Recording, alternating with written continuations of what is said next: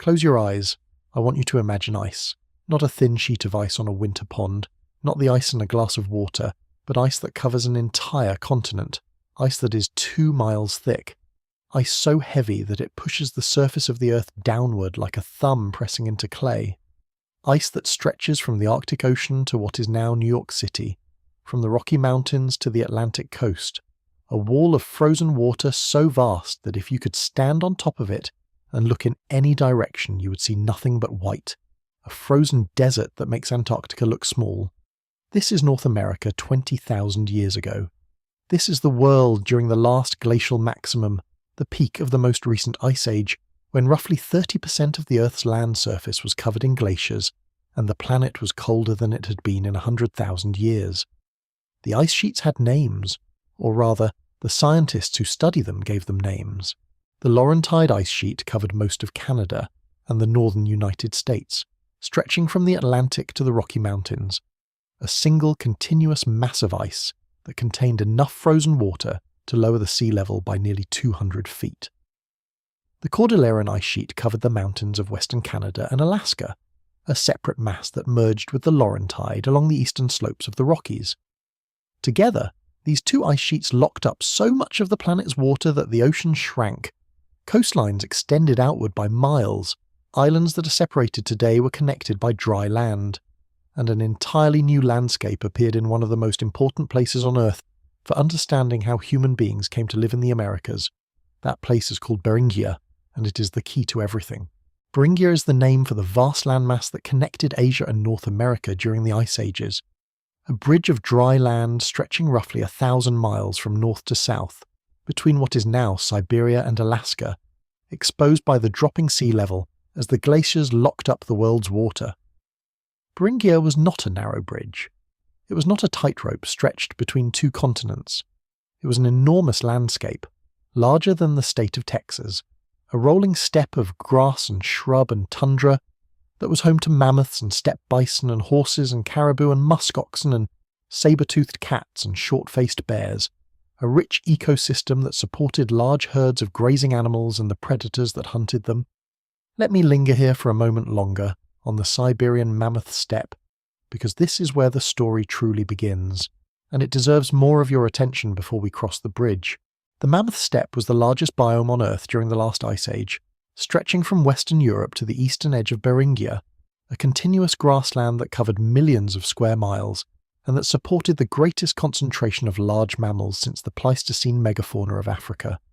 The people who lived here were among the most skilled and resilient humans who have ever lived.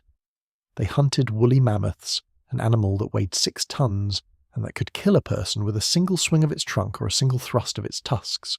They did not hunt mammoths casually or recklessly. They hunted them with planning, patience, and an intimate knowledge of mammoth behavior that allowed them to identify vulnerable individuals, juveniles separated from the herd, old bulls weakened by age, animals trapped in mud or snow, and to coordinate attacks using spears tipped with points of flint or bone that were designed to penetrate the thick hide and the dense layer of fat beneath. A successful mammoth kill provided enough meat to feed a band for weeks, enough hide to make clothing and shelters, enough bone and tusk to make tools and building material, and enough fat to fuel the lamps that lit the dark months of the Arctic winter. The relationship between the mammoth steppe people and the mammoths was not simply predatory. It was ecological. The people depended on the mammoths, and the mammoths, in a way, depended on the ecosystem that the people helped maintain through their burning of the grassland and their culling of the herds. When the Ice Age ended and the mammoth steppe was replaced by forest and tundra, the mammoths lost their habitat and the people lost their way of life, and both were transformed. The mammoths into extinction, and the people into something new, something adapted to a world without mammoths, a world of forest and coast and river that was utterly different from the grassland that had been their home for thousands of years. The tools these people made were not crude.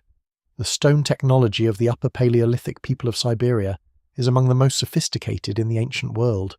They made microblades, tiny razor-sharp flakes of flint or obsidian that were set into grooves carved in bone or antler handles to create composite tools, knives and saws and projectile points that combined the sharpness of stone with the toughness of bone. They made bone needles with eyes so fine that they could sew seams as tight as any modern stitching. They made atlatls, spear-throwing devices that effectively doubled the length of a hunter's arm and dramatically increased the force and range of a thrown spear. They made jewellery, beads carved from mammoth ivory and shells and polished stone, strung on cords of sinew and worn around the neck and wrists, ornaments that served not just as decoration, but as markers of identity and status and belonging, and they made art. The art of the Upper Paleolithic people is among the most extraordinary creative achievements in human history, from the cave paintings of Lascaux and Altamira in Western Europe to the carved mammoth ivory figurines found at sites across Siberia. The Venus figurines, small carved figures of women with exaggerated features, have been found at sites from France to Siberia, suggesting a shared symbolic tradition that spanned the entire mammoth steppe. These are not the products of primitive minds. These are the products of people with rich inner lives, with aesthetic sensibilities, with spiritual beliefs, with the capacity for abstract thought and symbolic expression that is the hallmark of our species. These are the people who became the first Americans, not cavemen, not savages, not primitive wanderers stumbling blindly across a frozen landscape. Artists, engineers, ecologists, storytellers, people who could read the weather from the behaviour of the birds and the shape of the clouds, people who could track a mammoth herd across 100 miles of featureless steppe and know exactly where it would be in 3 days, people who could sew a waterproof suit of clothing from animal hides and sinew that would keep them alive in temperatures of 50 below zero, people who looked at the stars and saw stories, people who looked at the land and saw home, people who looked at the horizon and wondered what was on the other side. These were the first Americans, and they were magnificent. And among those predators, at some point during the last ice age, were human beings. The question that has consumed archaeologists and geneticists and anthropologists for over a century is simple to ask, and extraordinarily difficult to answer. When did humans first arrive in the Americas? When did the first person step onto the soil of what we now call North America or South America and become the first American? The traditional answer, the one that was taught in every textbook and every university for most of the 20th century, was neat and clean and simple. Humans arrived in the Americas roughly 13,000 years ago, at the very end of the last ice age, by walking across the Bering Land Bridge from Siberia to Alaska, and then walking south through a narrow corridor between the two great ice sheets, a corridor that opened as the glaciers began to melt, a passage called the Ice-Free Corridor that ran along the eastern edge of the Rocky Mountains through what is now Alberta and Montana. These first Americans were called the Clovis people, named after a site near Clovis, New Mexico, where their distinctive stone tools were first identified in the 1930s. The Clovis point, a beautifully crafted spear tip with a distinctive fluted base, was found across North America in association with the bones of mammoths and other Ice Age megafauna, and for decades it was considered the oldest evidence of human presence in the Americas. The Clovis first model, as it came to be known, was elegant. Humans walked from Asia to Alaska. They walked south through the ice-free corridor. They spread across the continent in a few thousand years, hunting mammoths and mastodons as they went.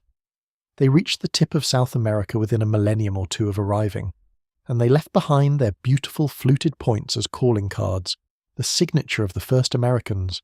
It was a good story, it was a clean story, and it was almost certainly wrong. The Clovis first model began to crack in the late 20th century, and by the early 21st century it had essentially collapsed under the weight of new evidence from sites across the Americas that were demonstrably older than Clovis. The story that replaced it is messier, more complicated, more uncertain, and far more interesting. It is a story that pushes the arrival of humans in the Americas back not just a few centuries before Clovis, but thousands of years before Clovis, possibly tens of thousands of years before Clovis, into a period so remote and so poorly understood that we're still arguing about the basic facts. Tonight we're going to walk through that story. We're going to start in Siberia, in the freezing darkness of the last ice age, and we're going to follow the trail of the first Americans across Beringia, along the coast, through the ice, and into a continent that no human being had ever seen before. We're going to visit the sites that shattered the Clovis first model and rewrote the story of human migration. We're going to look at the genetic evidence, the linguistic evidence, and the archaeological evidence, and we're going to try to answer the question that keeps archaeologists awake at night. Who were the first Americans? When did they arrive? And how did they get here? Let me take you back. Let me take you far back, further than most history ever goes, to a time before civilization, before agriculture, before pottery, before the bow and arrow, before everything that we think of as human culture. Let me take you to Siberia 30,000 years ago during the depths of the last ice age, and let me introduce you to the people who will eventually become the first Americans. They do not know they are going to become the first Americans. They do not know the Americas exist. They are simply living their lives in one of the harshest environments on Earth, the mammoth steppe of northeastern Siberia, a vast treeless grassland that stretches from the Ural Mountains to the Pacific Ocean, cold beyond anything you have ever experienced, dark for months at a time in winter, blasted by winds that carry ice crystals that sting exposed skin like needles. And yet people live here. They have lived here for thousands of years, because the mammoth steppe, despite its brutality, is extraordinarily productive. The grasslands support enormous herds of woolly mammoths, steppe bison, wild horses and reindeer, and the people who hunt these animals have developed technologies and knowledge systems that allow them to thrive in conditions that would kill an unprepared modern human in hours. They make clothing from animal hides sewn so tightly with bone needles and sinew thread that the seams are nearly waterproof. They build shelters from mammoth bones and tusks, covered with hides and insulated with earth warm enough to survive temperatures of 50 below zero. They make fire with flint and pyrite, carrying their fire-starting kits with them wherever they go, because in this world fire is not a convenience. Fire is life. Without fire, you die. These people are anatomically modern humans, Homo sapiens, identical to you in every meaningful biological way. Their brains are the same size as yours. Their bodies are the same as yours, though probably leaner and stronger from the physical demands of their lives. They speak languages, though we will never know what those languages sounded like. They make art, carving small figurines from bone and ivory that are hauntingly beautiful. They bury their dead with care, sometimes with elaborate grave goods, beads and tools and ochre pigment, suggesting beliefs about an afterlife, or at least a deep respect for the deceased. They are, in every way that matters, people. People living in an unimaginably harsh world, and living well, because they have spent thousands of years learning how to do it. The genetic evidence tells us something remarkable about these people. DNA extracted from ancient bones found in Siberia shows that the ancestors of Native Americans diverged from the broader East Asian population sometime between roughly 36,000 and 25,000 years ago. This means that at some point during the last ice age, a group of people in northeastern Asia became genetically isolated from their neighbours, either by choice or by circumstance, and this isolated population, evolving on its own for thousands of years, would eventually produce the people who crossed into the Americas. Geneticists call this the ancestral Native American population, or sometimes the Beringian standstill population, because the DNA evidence suggests that this group may have lived in Beringia itself, the land bridge between Asia and North America, for thousands of years before moving into the Americas proper. Imagine that. A population of people living on a land bridge between two continents, not moving east into the Americas, not moving west back into Asia, just living there, on the bridge, for generation after generation, perhaps for 5,000 or even 10,000 years, hunting mammoths and bison on the vast Beringian steppe, adapting to the specific conditions of this unique landscape, becoming, genetically and culturally, something new, something that was no longer fully Asian, but not yet American, something in between, a people of the bridge. Let me slow down now and give you the sensory experience of Beringia, because I have been giving you facts and dates and site names, and I want to give you the feeling. I want you to be there. You're standing on the Beringian steppe 20,000 years ago.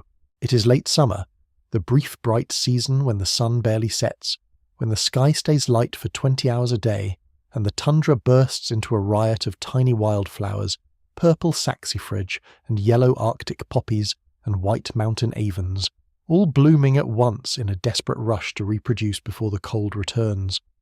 The ground beneath your feet is firm but springy, a mat of grass and moss and lichen that covers the permafrost, the permanently frozen ground that lies a few feet below the surface and that keeps the steppe from becoming muddy even in the warmest weather. The air is cool and dry and smells of grass and earth, and the faint mineral smell of glacial dust blown from the ice sheets to the east. The wind is constant, A steady push from the north that flattens the grass and makes the wildflowers nod, and that carries the sounds of the steppe to your ears. The deep bellowing of bison, the trumpeting of mammoths, the whistling of ground squirrels diving into their burrows, the cry of a golden eagle circling overhead. The steppe stretches in every direction to the horizon, flat and treeless, broken only by low hills and the courses of rivers that wind through the grassland in broad braided channels of gravel and sand. In the distance, to the south, you can see a herd of woolly mammoths, maybe 20 of them, the adults standing 15 feet tall at the shoulder, their long reddish-brown hair rippling in the wind, their curved tusks catching the sunlight. They are grazing, pulling up tufts of grass with their trunks, and you can hear the low rumbling of their stomach sounds carrying across the steppe, a sound so deep that you feel it in your chest as much as hear it in your ears. Closer, a group of steppe bison is moving across the grassland in a loose herd, the bulls massive and dark, their horns spanning 6 feet from tip to tip, the cows smaller and lighter, with calves at their sides. The bison are wary. They have seen humans before. They know what the small two-legged creatures can do when they work together, and the lead bull keeps one eye on your group as the herd moves past, ready to bolt if you make a threatening move. You do not make a threatening move. Today is not a hunting day. Today you are walking, moving camp, carrying your belongings in bundles on your back and in skin bags slung over your shoulders. Your group is small, maybe 25 people, and you are moving east, following a river that leads toward better fishing grounds, a place where the grayling and the char run thick in the late summer, and where the blueberries grow on the hillsides above the river in quantities that make your mouth water just thinking about them. You have been to this place before, last summer and the summer before that, and your grandmother went there when she was young, and her grandmother before her. The route is known. The landmarks are familiar, that ridge with the 2 rocks that look like a bear sitting up, that bend in the river where the gravel bar makes a good crossing, that hillside where the ground squirrels are so numerous that you can catch a dozen in an afternoon with snares made from sinew. You know this land the way you know the faces of your family, intimately, completely, every detail familiar and beloved, and you do not know that this land will be underwater in 10,000 years. You do not know that you are standing on a bridge between 2 continents, a bridge made of seafloor exposed by falling sea levels, a bridge that will disappear when the ice melts and the oceans rise, and the Bering Strait fills with water and becomes the barrier that separates Asia from the Americas for the rest of human history. You do not know any of this. You only know what you can see and smell and hear and feel, the grass and the wind and the mammoths and the river and the wildflowers and the cool, dry air of the steppe. And it is enough. It is everything. It is home. Your people have a name for themselves that you would not recognize as a word in any modern language. They have stories about where they came from, stories that involve animals and spirits and a time before time when the world was made. They have songs that they sing while they walk, rhythmic chanting songs that match the pace of their steps and that help pass the hours on long marches across the featureless steppe. They have knowledge, an encyclopedic knowledge of the natural world that a modern biologist would envy. Knowledge of every plant and every animal, and every stone and every weather pattern on the steppe. Knowledge accumulated over thousands of years and passed from generation to generation through story and demonstration and practice. The children walking beside you, the ones who are old enough to walk but too young to carry heavy loads, are learning this knowledge right now. They're watching the adults, listening to their conversations, absorbing information about which mushrooms are safe to eat and which will make you sick, which stones make the best tools, which direction the mammoths go when the first snow falls, how to read the weather from the shape of the clouds and the behavior of the birds. This education never ends. It lasts a lifetime because in this world, knowledge is survival, and the more you know, the longer you live. The camp you set up that evening is simple but efficient. You choose a spot on a rise above the river, sheltered from the north wind by a low hill, close to water but above the floodline.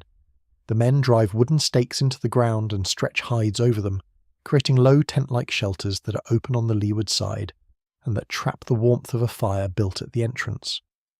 The women lay bedding of dry grass and caribou hides inside the shelters and begin preparing food, roasting strips of dried bison meat over the fire, boiling roots and tubers in a skin bag suspended over the flames on a wooden tripod.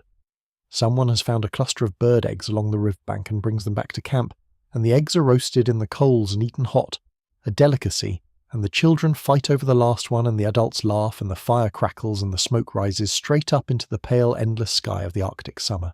The river makes a sound like breathing, a constant low murmur of water over gravel, and the wind drops as evening comes, and the steppe grows quiet, and the mammoths in the distance are just dark shapes against the pale sky, and the stars are beginning to appear, faint at first in the lingering twilight, then brighter, then blazing, the Milky Way arching across the sky like a river of milk, and someone points to it and says its name, the name they have always called it, a name that means something like the Trail of the Spirits or the Road of the Dead or simply the Great River in the Sky, and the children look up and see it, really see it, for the first time, and they feel what humans have always felt when they look at the stars, the vertiginous mix of wonder and smallness and connection that comes from seeing the universe spread out above you in all its terrifying beauty.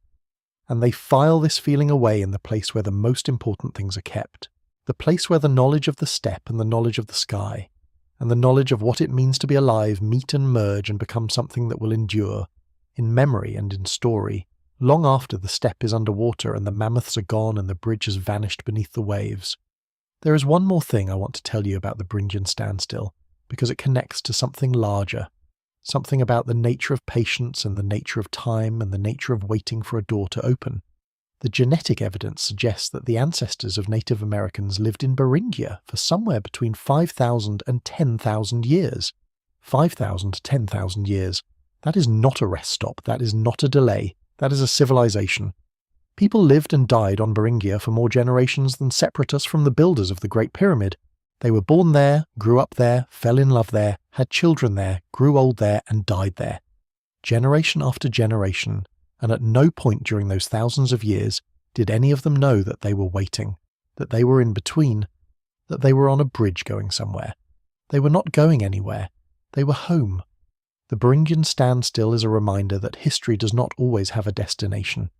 The people on the bridge were not on their way to becoming Native Americans. They were just living. The fact that their descendants would eventually move south and populate 2 continents was not something anyone planned or foresaw or intended. It was an accident, or rather, it was the inevitable consequence of people doing what people do, moving into new territory when the opportunity arises, following the food, following the coast, following the curiosity that is the defining characteristic of our species. The door to the Americas opened when the glaciers retreated enough to allow passage, either along the coast or through the interior, and some of the people of Beringia walked through it, not because they were trying to discover a new continent, but because the caribou went that way, or the fish were better around the next headland, or the berries were ripe on the other side of the valley. The greatest migration in human history was probably just a series of small practical decisions, one family at a time, one generation at a time, each one moving a little further south, a little further into the unknown, until the unknown became familiar and the journey became home. The Beringian standstill hypothesis is one of the most fascinating ideas in the study of human migration, and the genetic evidence for it is strong. The mitochondrial DNA and Y chromosome DNA of Native American populations show patterns of genetic diversity that are best explained by a long period of isolation, a bottleneck during which a relatively small population was cut off from the larger Asian gene pool and developed its own unique genetic signature. This bottleneck did not happen in the Americas. It happened before the Americas were entered. It happened in Beringia, on the bridge, during the Ice Age, while the glaciers blocked the way south and the people of the bridge lived and hunted and raised their children on a landscape that no longer exists, a landscape that is now 200 feet underwater, drowned by the rising seas that came when the ice finally melted. The people of Beringia left almost no archaeological record, because the places where they lived are now beneath the Bering Sea and the Chukchi Sea, and the shallow waters of the Arctic coast. Their campsites, their hearths, their bone shelters, their tool-making areas, their burial sites, all of it is underwater, inaccessible, destroyed or buried under centuries of marine sediment. We know they existed because their DNA lives on in their descendants, the indigenous peoples of the Americas, and because the genetic math demands a period of isolation that can only be explained by a population living in Beringia for thousands of years. But we cannot visit their camps. We cannot examine their tools. We cannot see how they lived. They are ghosts in the genetic record, a population that we can prove existed, but that we can barely imagine. So when did they leave? When did the people of Beringia finally move into the Americas? The answer depends on which evidence you trust and which sites you believe. The traditional Clovis first model said 13,000 years ago. The current scientific consensus says at least 16,000 years ago and possibly much earlier. Some researchers argue for 20,000 years ago. A few argue for 30,000 years ago or even earlier. The debate is fierce, the evidence is complicated, and the stakes are high, because the answer to this question changes everything we think we know about human migration, human adaptability, and the deep history of the Americas. Let me walk you through the evidence site by site, starting with the one that first cracked the Clovis first model wide open. Monteverde. The name sounds warm, and it is warm, relatively speaking, because Monteverde is not in Alaska or Canada, or even the northern United States. Monteverde is in southern Chile, about 35 miles from the Pacific coast, near the city of Puerto Montt, in a landscape of forests and rivers and gentle hills that looks nothing like the frozen tundra of Beringia. And Monteverde is old. Very old. The site was discovered in 1975, when a student at a local university noticed bones eroding out of a creek bank near the town of Monteverde. The bones turned out to be mastodon bones, and the site turned out to be a remarkably well-preserved human settlement, buried under a peat bog that had sealed the remains in an oxygen-free environment for thousands of years, preserving not just stone tools and bone but also wood, plant material, animal hide, and even human footprints. The preservation at Monteverde is extraordinary. Archaeologists found the remains of a long tent-like structure made of wooden poles and animal hides, with separate living areas marked by individual hearths. They found wooden tools, including digging sticks and a lance. They found knotted cords of plant fibre. They found the remains of wild potatoes, the oldest evidence of potato consumption in the world. They found seaweed that had been carried from the coast 35 miles away, and medicinal plants that had been chewed and spat out, the oldest evidence of medicinal plant use in the Americas. They found mastodon meat that had been butchered and stored. And they found all of this in a layer that was radiocarbon dated to approximately 14,800 years ago. 14,800 years ago. That is nearly 2,000 years older than the oldest Clovis sites. And Monteverde is in southern Chile, about 10,000 miles south of the Bering Land Bridge. If people were living in southern Chile 14,800 years ago, they could not have arrived via the ice-free corridor, because the ice-free corridor did not fully open until roughly 14,000 years ago, and it would have taken centuries for people to travel from Alaska to Chile even under the best conditions. The math does not work. For people to be in Chile by 14,800 years ago, they had to have entered the Americas much earlier, and they almost certainly did not come through the interior of the continent. They came along the coast. Let me deepen this picture of the coastal journey, because it is the story that we understand the least and that matters the most. The Kelp Highway hypothesis was proposed by John Erlandson and others in the early 2000s, and it describes a continuous ribbon of marine habitat stretching from Japan along the northern Pacific Rim, through the Kuril Islands, along the coast of Kamchatka, across the Aleutian Islands, and down the Pacific coast of the Americas from Alaska to Chile. This ribbon of kelp forests and rocky shorelines supports an extraordinary abundance of marine life, shellfish and fish and sea mammals and seabirds, and it would have provided a continuous food source for people moving along the coast, even during the last glacial maximum when the interior of the continent was blocked by ice. The key insight of the Kelp Highway hypothesis is that the coastal environment was essentially the same all the way from Asia to the Americas. A person who knew how to harvest mussels on the coast of Kamchatka would know how to harvest mussels on the coast of Alaska, because the species are similar, the techniques are the same, and the rocky intertidal habitat looks and functions the same way. The coast was not a barrier. It was a road, and a road with restaurants every few miles, and the people who travelled it did not need to learn new skills or adapt to new environments. They already knew how to live on a rocky coast, and the coast just kept going. There is one tantalising piece of evidence for the coastal migration that deserves special attention. The Channel Islands of Southern California, a chain of islands lying between 20 and 70 miles off the coast near Santa Barbara, have produced some of the oldest evidence of human occupation on the Pacific coast. The island of San Miguel, the westernmost of the Channel Islands, has yielded the remains of a woman known as Arlington Springs Woman, dated to approximately 13,000 years ago, making her one of the oldest known human remains in the Americas. But the Channel Islands are islands.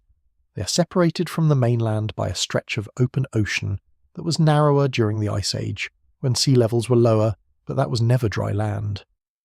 Getting to the Channel Islands required boats. Arlington Springs woman did not walk to San Miguel. She paddled or sailed in a watercraft of some kind across miles of open ocean. This means that by 13,000 years ago, and probably much earlier, the people of the Pacific coast had boats capable of open ocean crossings. They were not just coastal foragers picking mussels off rocks at low tide. They were mariners, sailors of the Pacific, capable of navigating across open water to islands that were not visible from the mainland. This is exactly the kind of technology that the coastal migration hypothesis requires. Boats that could carry people and their belongings along a coast and across channels and through storm and fog, and the Channel Islands proved that this technology existed. The actual boats are gone, of course, rotted away in the damp coastal environment, leaving no trace in the archaeological record.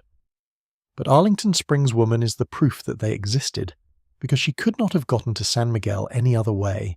On the Channel Islands, archaeologists have found evidence of a sophisticated maritime culture dating back over 12,000 years. The people of the islands hunted sea mammals, including seals and sea otters. They fished with bone hooks and shell harpoons. They gathered shellfish in enormous quantities, leaving middens, refuse heaps of discarded shells that are meters thick and that cover acres of ground. They made tools from the chert that occurs naturally on the islands, and they developed a distinctive stemmed point technology that predates Clovis, and that may represent the original coastal tool tradition that the first Americans carried with them as they migrated south. The Daisy Cave site on San Miguel Island has produced evidence of human occupation dating to approximately 12,000 years ago, with an assemblage of tools and food remains that paints a picture of people who were thoroughly adapted to the marine environment. People who were at home on the ocean, who knew its moods and its resources and its dangers, who had been living on and from the sea for so long that the ocean was not a wilderness but a garden they tended and harvested with the same care and knowledge that the inland peoples applied to their forests and prairies and river valleys. And there are sites even further south that hint at the antiquity and the sophistication of the coastal peoples.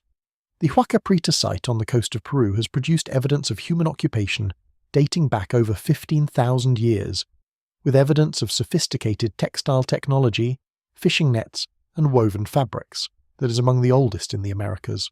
The Monteverde site in Chile, which we have already discussed, with its coastal seaweed and its preserved plant remains, paints a similar picture of people who were connected to the coast, who relied on marine resources, who carried seaweed 35 miles inland from the shore, perhaps as food, perhaps as medicine, perhaps as packing material for carrying other goods. The coastal peoples of the Americas were not marginal. They were not peripheral to the story of the first Americans. They were the story. They were the first, the ones who opened the door, the ones who found the way south when the interior was blocked by ice, the ones whose boats and whose courage and whose knowledge of the sea made the entire human history of the Americas possible. And their sites are underwater, drowned by the rising sea, invisible to archaeologists, their story told only by the fragments that survived above the present-day waterline, on islands and elevated terraces and uplifted coastlines that happened to have been high enough to escape the flood. The continental shelves of the Americas are littered with drowned landscapes, river valleys and estuaries and beaches and rocky headlands that were dry land during the Ice Age and that are now under 50 or 100 or 200 feet of ocean water. Somewhere on those drowned shelves are the campsites and the middens and the hearths, and the burial sites of the first Americans, the actual first Americans, the people who stepped off the land bridge and turned south and started walking into a new world. We will probably never find those sites. The ocean is patient, but it is not gentle, and 20,000 years of wave action and marine sediment have probably destroyed or buried most of the evidence beyond recovery. But the evidence is there, or was there, and the absence of evidence is not evidence of absence, and the coastal migration happened whether or not we ever find the proof lying on the ocean floor. Let me also tell you about the Topper site in South Carolina, on the banks of the Savannah River, because it adds yet another dimension to this story. The Topper site was excavated by Albert Goodyear of the University of South Carolina, who found Clovis and pre-Clovis artifacts in the upper layers of the site, and then kept digging, below the Clovis layer, below the pre-Clovis layer, in a stratum of alluvial sand that was dated by optically stimulated luminescence to approximately 50,000 years ago. Goodyear found what he interpreted as stone tools, crude but recognizable, chert flakes and cores that showed the distinctive bulbs of percussion and platform angles that are characteristic of intentional human flaking rather than natural breakage. 50,000 years ago, that would predate the arrival of Homo sapiens in Australia. That would predate the expansion of modern humans out of Africa into most of the world. That would change everything, and almost no one in the archaeological community accepts it. The objects Goodyear found are almost certainly naturally fractured rocks, broken by geological processes rather than human hands, and the topper site below the Clovis layer is not taken seriously by most researchers. But I mention it because it illustrates the range of the debate and the passion of the people involved. The question of when humans first arrived in the Americas is not just a scientific question. It is a question that touches on identity, on pride, on the deep human need to know where we come from and how long we have been here. And the answer keeps changing, keeps getting pushed back, keeps surprising us, and there is no reason to think we have found the final answer yet. Every decade, new sites are discovered, new dating techniques are developed, new genetic analyses are published, and the story changes. The story will continue to change. That is the nature of science, and it is the nature of this particular science, the study of the first Americans, which is one of the most dynamic and most exciting fields in all of archaeology. The coastal migration hypothesis, sometimes called the kelp highway hypothesis, proposes that the first Americans travelled not through the ice-free corridor between the glaciers, but along the Pacific coast, following the shoreline from Beringian south, along the coast of Alaska, British Columbia, and eventually down the entire western coast of the Americas. This route would have been available even when the ice-free corridor was still blocked, because the Pacific coast, while glaciated in places, had ice-free refugia, pockets of habitable land along the shoreline where marine resources, kelp forests, shellfish, sea mammals, fish and seabirds provided abundant food. People in boats or on foot could have moved from refugium to refugium, hopping along the coast like stepping stones, eating the rich marine resources of the Pacific as they went, and they could have done this much earlier than the ice-free corridor was passable. The coastal migration hypothesis is now the dominant model for the initial peopling of the Americas, and it solves many of the problems that plagued the Clovis first model. It explains how people could be in Chile before the ice-free corridor opened. It explains the genetic evidence for a coastal rather than interior route. It explains why the earliest sites in the Americas tend to be on or near the coast. And it fits with what we know about the capabilities of the people involved, because the people of Beringia were almost certainly maritime adapted, capable of building and using boats, skilled in fishing and sea mammal hunting, equipped with the knowledge and technology to survive on a cold and stormy coast. But the coastal migration hypothesis has a devastating weakness. The coast that the first Americans travelled along is now underwater. The sea level has risen 200 feet since the last ice age, which means that the beaches, estuaries and coastal camps where the first Americans lived are now far offshore, drowned beneath the Pacific.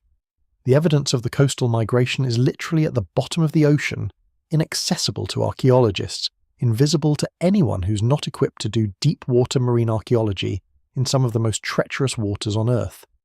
We know the coastal route was used because the logic demands it and the genetics support it. But the physical evidence, the campsites and hearths and tool-making areas that would prove it beyond all doubt, is almost certainly gone, swallowed by the rising sea. This is one of the great frustrations of studying the first Americans. The most important evidence is in the places we cannot reach. The Beringian homeland is underwater. The coastal migration route is underwater. The earliest inland sites have been buried under thousands of years of sediment, or eroded away by rivers, or destroyed by glaciers, or simply lost in the vast expanse of two continents. What we have is fragments, isolated sites scattered across the Americas that have survived by accident, preserved by unusual geological conditions, and each one of these sites is a window into a world that is almost entirely invisible to us. Let me take you to some of these windows. Let me take you to the sites that have rewritten the story of the first Americans one by one in roughly the order they were discovered or gained acceptance, because the history of how we learn this story is almost as interesting as the story itself. Meadowcroft Rock Shelter in southwestern Pennsylvania is a sandstone overhang above a small creek called Cross Creek, about 30 miles southwest of Pittsburgh. It is not a dramatic site. It is not in a dramatic landscape. It looks like exactly what it is, a shallow cave in a hillside above a creek, the kind of place that people have been using for shelter for as long as people have existed.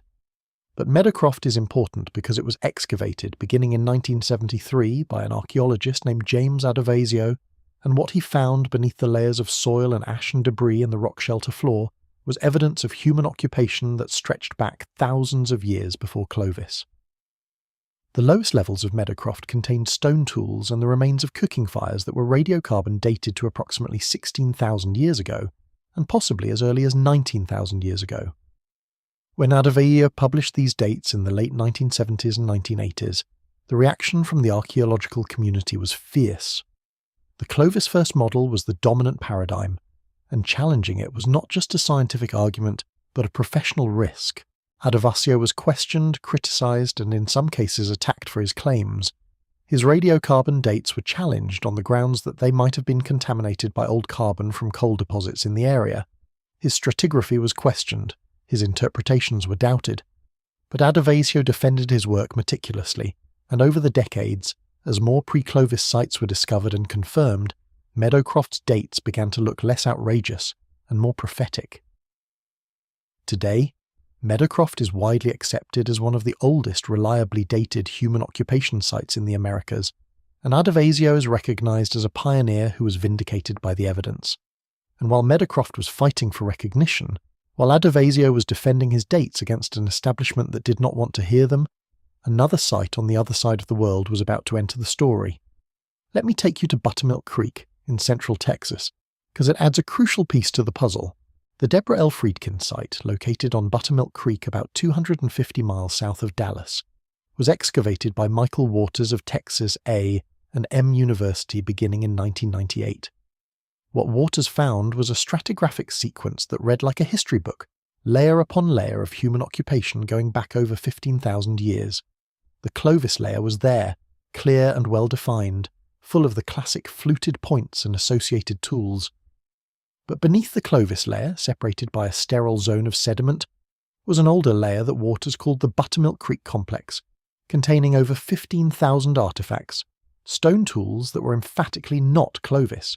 The Buttermilk Creek Complex tools are small bifaces, blades and blade cores, a technology that is simpler than Clovis in some ways, but no less skilled, a different tradition entirely, made by people who had their own way of working stone, their own aesthetic, their own solutions to the problems of cutting and scraping and piercing that every stone tool tradition must solve. The Buttermilk Creek Complex was dated by optically stimulated luminescence to between 15,500 and 13,200 years ago, placing it firmly in the pre-Clovis period and providing yet another piece of evidence that people were in the Americas thousands of years before the Clovis culture appeared. What makes the Friedkin site special is the sheer quantity of artifacts and the clarity of the stratigraphy. This is not a site with a few ambiguous objects in a questionable context. This is a site with thousands of artifacts in well-defined layers that can be clearly dated and clearly separated from the overlying Clovis material. The evidence is overwhelming, and it was published in Science in 2011 to wide acceptance. The Friedkin site, along with Meadowcroft and Monteverde and Paisley Caves and the other pre-Clovis sites, has established beyond reasonable doubt that humans were in the Americas well before 13,000 years ago. The Clovis first model is dead.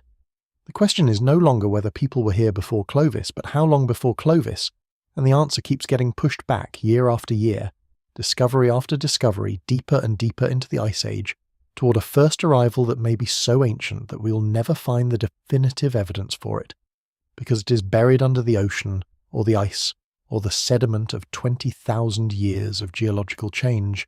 Meadowcroft tells us something important beyond its dates. The stone tools found in the lowest levels are not Clovis points. They are small, finely made blades and scrapers that do not resemble Clovis technology at all. This suggests that the people who lived at Meadowcroft 16,000 or more years ago were not the ancestors of the Clovis people, or at least were not using Clovis technology. They were a different population, with a different toolkit, living in Pennsylvania long before the Clovis hunters arrived with their distinctive fluted points. This is a pattern that will repeat across the Americas as we look at more pre-Clovis sites. The pre-Clovis world was not a single culture with a single technology. It was a diverse collection of peoples, spread across two continents, using different tools and different strategies to survive in different environments. The Clovis culture, with its beautiful fluted points and its association with mammoth hunting, was not the beginning of human presence in the Americas. It was a relatively late development, a specific cultural tradition that appeared around 13,000 years ago and spread rapidly across North America, like a fashion trend or a technological innovation, overlying an older, more diverse foundation of human settlement that we are only beginning to understand. Now let me take you to a very different kind of site, in a very different kind of landscape. The Paisley Caves are a series of 8 shallow caves in the desert of south-central Oregon, overlooking a dry lake bed called Summer Lake in the high desert of the northern Great Basin. The landscape is austere and beautiful, sagebrush and juniper stretching to distant mountains, the dry lake bed shimmering white in the sun, the sky enormous and blue and empty. The caves are small, barely large enough to stand in, carved into a ridge of volcanic rock by ancient wave action when Summer Lake was full of water thousands of years ago. The Paisley Caves were excavated by Dennis Jenkins of the University of Oregon, beginning in 2002, and what he found in the deepest layers of the cave sediment was remarkable. He found human coprolites. Coprolites are fossilized feces. They are not glamorous. They are not beautiful. They are not the kind of artifacts that museums put in glass cases, or that documentaries linger on with dramatic lighting. But coprolites are gold mines of scientific information, because they contain DNA, both human DNA and the DNA of whatever the person ate, and they can be radiocarbon dated with precision. The coprolites from the Paisley Caves contained human DNA, confirming that they were deposited by people, not animals. They also contain the DNA of plants and animals that the people had eaten, including seeds and bison and other foods, and they were radiocarbon dated to approximately 14,300 years ago, making them among the oldest direct evidence of human presence in the Americas. The DNA in the Paisley Caves coprolites belongs to mitochondrial haplogroups A2 and B2, both of which are founding lineages of Native American populations, confirming that the people who used the caves were genetically related to the ancestors of modern indigenous Americans. The coprolites also contain the seeds of desert plants, including prickly pear cactus and desert parsley, telling us that the people who used the caves were eating the foods of the Great Basin Desert, the same kinds of foods that the people of this region would eat for the next 14,000 years, a continuity of diet and landscape knowledge that spans the entire human history of the area. The caves also yielded stone tools, including Western stem tradition points that predate Clovis and that represent one of the oldest stone tool traditions in Western North America, a tradition that may be directly ancestral to the tool traditions of the Great Basin peoples who lived in the region for millennia after the Ice Age ended. This is important because it rules out the possibility that the coprolites were somehow deposited by a stray Asian population that wandered into the Americas and then disappeared without leaving descendants. The Paisley Caves people were the ancestors, or at least the relatives, of the people who still live in the Americas today. They were the first Americans. Let me take you to another site, one that is even more controversial and even more fascinating. The Chirrutty Mastodon site in San Diego, California, is not a cave or a rock shelter. It is a road cut, a section of earth exposed by highway construction in 1992, in which paleontologists from the San Diego Natural History Museum found the broken bones of a mastodon, along with several large cobblestones that appeared to have been used as hammers and anvils. The mastodon bones were not just broken, they were broken in a very specific way, spirally fractured while the bones were still fresh, a pattern that is characteristic of intentional breaking by humans, not natural processes like trampling or weathering. The cobblestones showed impact marks consistent with use as hammering tools, and the whole assemblage was found in a layer of sediment that was dated using uranium-thorium methods to approximately 130,000 years ago. 130,000 years ago. That is not a typo. That date would place human beings in the Americas during the previous interglacial period, over 100,000 years before the generally accepted dates for the first Americans, at a time when Homo sapiens had barely left Africa and Neanderthals were the dominant human species in Europe. The Chirrutty Mastodon site was published in the journal Nature in 2017, and the reaction was volcanic. Most archaeologists rejected the claim outright, arguing that the broken bones could have been caused by natural processes such as heavy construction equipment or geological forces, that the cobblestones were natural rocks, not human tools, and that the dating was unreliable.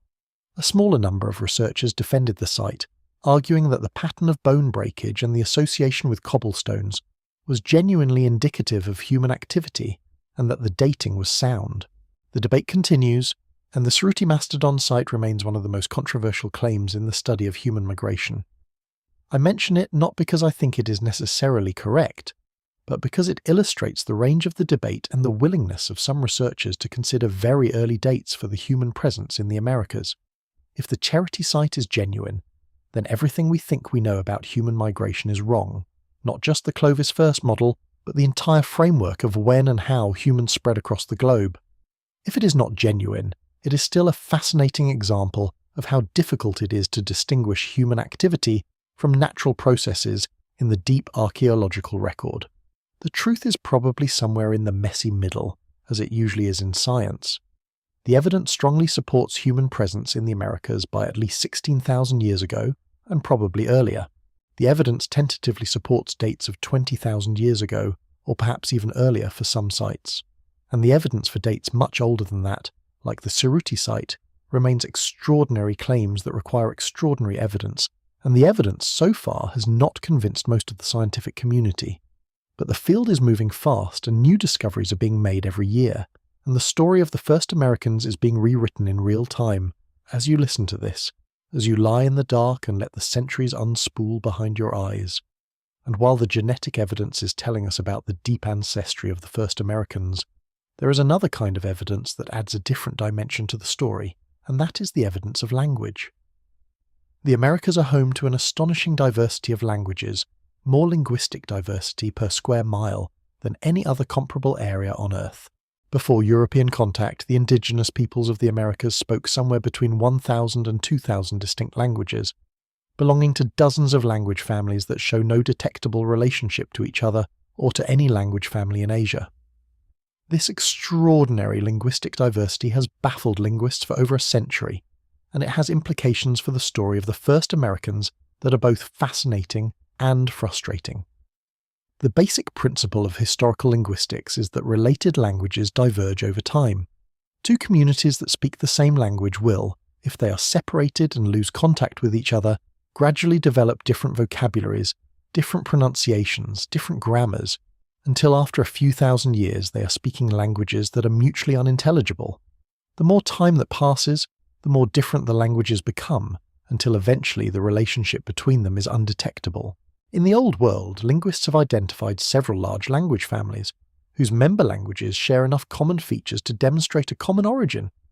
The Indo-European family, which includes English, Hindi, Russian, Greek, and dozens of other languages, is the most famous example, and linguists estimate that the ancestor of all Indo-European languages, Proto-Indo-European, was spoken roughly 6,000 years ago.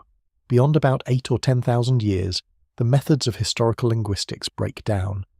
The changes accumulate to the point where related languages become indistinguishable from unrelated languages, and the historical signal is lost in the noise of random change.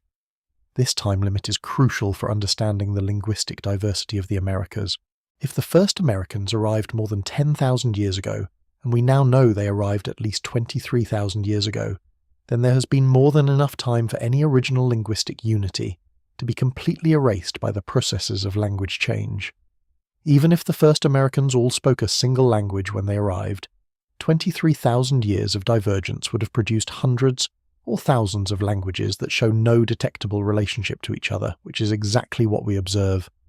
The linguistic diversity of the Americas does not require multiple separate migrations from Asia, though there probably were multiple migrations. It can be explained entirely by the passage of time applied to a single original language. 23,000 years of change erasing all traces of common ancestry, the way that 23,000 years of erosion would erase all traces of a mountain. Some linguists have attempted to identify deep relationships between American language families, proposing superfamilies like Amerind that would unite most American languages into a single group. But these proposals have been largely rejected by the mainstream linguistic community as methodologically flawed. The evidence does not support the grouping of most American languages into a single family, and the diversity we observe is almost certainly genuine, a product of the enormous time depth of human occupation in the Americas. There are a few exceptions. The Nadine language family, which includes Navajo, Apache, and the Athabascan languages of Western Canada and Alaska, shows possible deep connections to the Yeniseian languages of central Siberia, a tantalizing hint of a relatively recent migration from Asia, perhaps around 15,000 years ago, that brought a separate language lineage to the Americas. And the Eskimo Aleut family, which includes the languages of the Inuit and the Aleut peoples of the Arctic, is clearly the product of a relatively recent expansion across the Arctic coast, perhaps 4,000 or 5,000 years ago, distinct from the older migrations that populated the rest of the Americas. But the majority of American languages belong to families that cannot be linked to each other, or to any Asian family. And this is exactly what we would expect if the first Americans arrived 23,000 or more years ago and have been diversifying linguistically ever since. The languages are one more piece of evidence for the deep antiquity of human presence in the Americas, a different kind of evidence from the stone tools and the DNA, but pointing in the same direction, toward a past that is much older and much more complex than anyone imagined a few decades ago. And let me tell you about one more extraordinary site before we move on, because it is one that challenges everything and that deserves your attention even as your eyes grow heavy. The Pedra Furada rock shelter in northeastern Brazil is a large sandstone overhang in the Serra da Capivara National Park, in the semi-arid interior of the Brazilian state of Piauí. The site was excavated beginning in the 1970s by Nida Guidon, a Brazilian archaeologist of French descent, and what she found in the deepest layers of the site was evidence that she interpreted as human occupation dating back over 30,000 years, and possibly as far back as 50,000 years. The evidence includes charcoal deposits that Guidon interprets as hearths, stone objects that she interprets as tools, and rock paintings in the shelter that depict human and animal figures in vivid red and yellow pigment. The dates, if correct, would make Pedra Furada by far the oldest human occupation site in the Americas, older even than the Cerati Mastodon site, and they have been correspondingly controversial. Critics argue that the charcoal deposits could be natural brush fires, that the supposed stone tools are naturally fractured rocks that fell from the cliff face, and that the rock paintings, while genuine and beautiful, cannot be dated with certainty to the same period as the deepest occupation layers. Guidon has defended her interpretations vigorously, and the site remains a subject of intense debate. Most North American and European archaeologists are skeptical, but some South American researchers support Guidon's claims, and the debate highlights a broader tension in the study of the first Americans between researchers who accept only the most conservative dates, supported by multiple independent lines of evidence, and researchers who are willing to consider more extraordinary claims on the basis of more ambiguous evidence.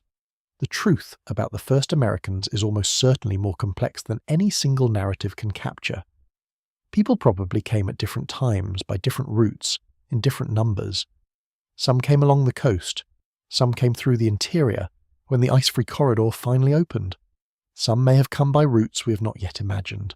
The Americas were not populated by a single migration, but by a series of migrations, some large and some small, some successful and some not, spread across thousands of years, each one adding a new thread to the complex tapestry of human diversity that the Europeans found when they arrived in 1492 and mistakenly thought they were the first to discover a place that had been home to human beings for 230 centuries. Let me tell you about another site that has changed the game, the White Sands footprints. In September 2021, a team of researchers published a paper in the journal Science that sent shockwaves through the archaeological community. They had found human footprints, actual footprints, preserved in the dried mud of an ancient lake bed in White Sands National Park in New Mexico, footprints of adults and children and teenagers walking along the shore of a lake that dried up thousands of years ago, their feet leaving impressions in the soft mud that were then covered by wind-blown sediment and preserved for millennia. The footprints themselves were not new.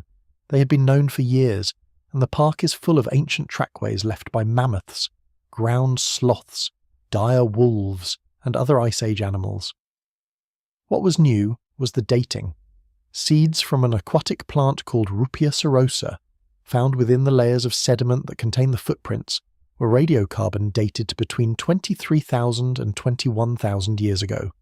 23,000 years ago. That is 10,000 years before Clovis. That is during the last glacial maximum, when the ice sheets were at their greatest extent, when the ice-free corridor was completely blocked. when the conventional wisdom said that no one could have been in the Americas because there was no way to get here. And yet, there they are. Footprints. Human footprints. In New Mexico. 23,000 years ago. Children's footprints, which means there were families here. Not just explorers or scouts, but communities. People raising children in the shadow of a lake in what is now the white gypsum desert of New Mexico, living alongside mammoths and ground sloths, leaving their marks in the mud for us to find 23,000 years later. The White Sands footprints have been challenged, as every pre-Clovis site is challenged. Critics have questioned whether the rupia seeds might have absorbed old carbon from the lake water, making them appear older than they really are. The research team responded by obtaining additional dates using other methods, including optically stimulated luminescence dating of the sediment and radiocarbon dating of pollen from pine trees found in the same layers. And these independent dating methods confirmed the original dates. The evidence is strong, though not everyone is convinced, and the debate will continue for years. But if the White Sands dates are correct, and the evidence increasingly suggests that they are, then human beings have been in the Americas for at least 23,000 years, and the story of the first Americans needs to be completely rewritten. Let me now take you to a place that will shift the ground beneath your feet, literally. The Bluefish Caves, in the Yukon Territory of northern Canada, are 3 small caves perched on a limestone ridge overlooking the Bluefish River, in a remote and beautiful landscape of boreal forest and tundra, about 40 miles southwest of the village of Old Crow. The caves were excavated in the 1970s and 1980s by Jacques Cinq-Mars, a Canadian archaeologist who found stone tools and the bones of Ice Age animals, including horse, mammoth, bison, caribou, and sheep, in layers of sediment that he dated to between 25,000 and 12,000 years ago. The oldest dates, around 24,000 years ago, would make Bluefish Caves one of the oldest human occupation sites in the Americas, and when Cinq-Mars published his findings, the reaction was the same as it had been for Meadowcroft: skepticism, criticism, rejection. The Clovis first model was still dominant, and dates of 24,000 years ago were simply unacceptable to most archaeologists. Cinq-Mars spent the rest of his career defending his work, largely unsuccessfully, and he died in 2021 without seeing his findings fully accepted. But in 2017, a team of researchers led by Lauriane Bourgeon re-examined the bone collection from Bluefish Caves, using modern techniques to identify cut marks on the bones. They found unmistakable cut marks on a horse jaw and other bones, marks that could only have been made by stone tools wielded by human hands, and they radiocarbon dated these bones to approximately 24,000 years ago. The cut marks are the key.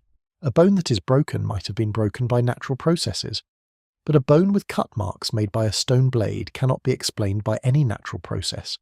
Something with a sharp stone tool cut into that bone, and the only something that uses sharp stone tools is a human being.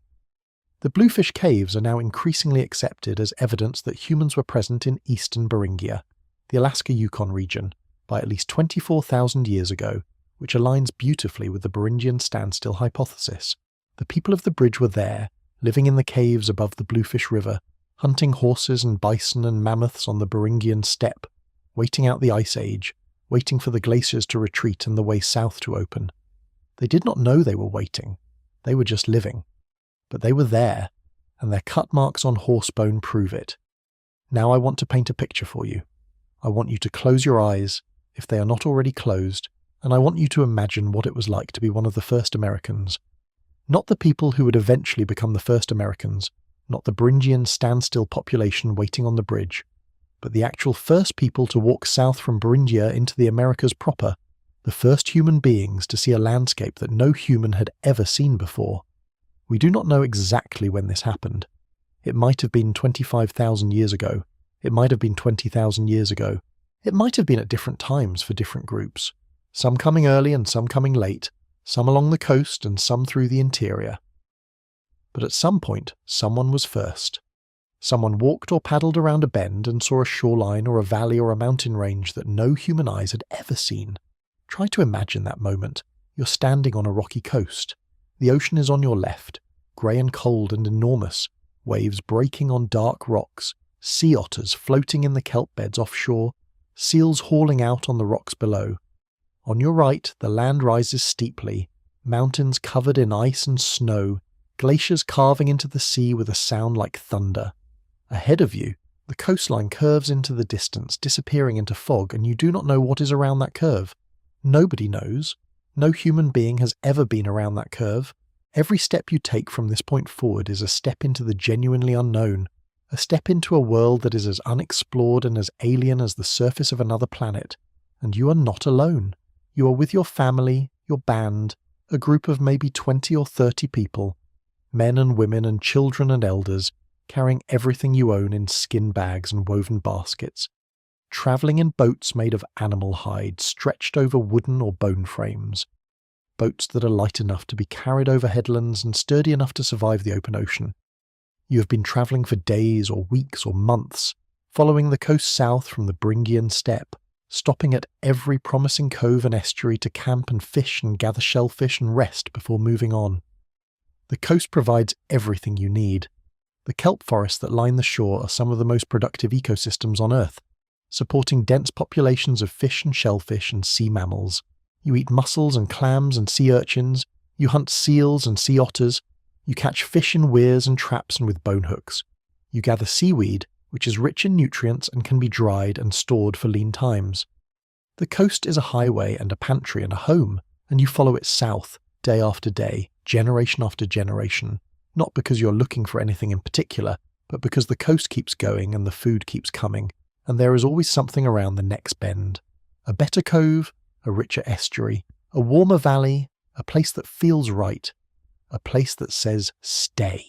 And behind you, without knowing it, you're leaving the first trace of human presence on a continent that has been waiting for you for 4.5 billion years, since the planet formed from gas and dust and fire, since the continents drifted into their current positions, since the first fish crawled onto land, and the first mammals appeared, and the first primates stood upright, and the first humans walked out of Africa and spread across the world, and eventually, finally, impossibly, arrived here on this coast, on this continent, in this moment, the last great landmass on Earth to be discovered and settled by human beings. The animals you encounter as you move south have never seen a human before. They do not know what you are. The giant ground sloths, 12 feet tall and weighing several tons, look at you with mild curiosity and go back to stripping leaves from trees.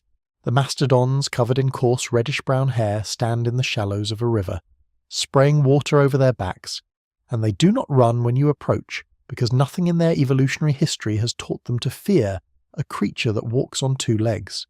The saber-toothed cats watch you from a distance, but they are ambush predators adapted to hunt large, slow prey, and you are small and fast and travel in groups, and they leave you alone. The dire wolves, heavier and more powerful than modern wolves, trot along the ridgeline above you, watching, curious, but not attacking.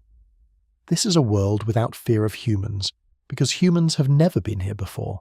Every animal you see is encountering your species for the first time, and they do not yet know that this encounter will change everything, that within a few thousand years many of them will be extinct, driven to oblivion by a combination of climate change and the arrival of the most effective predator the planet has ever produced. But that is in the future.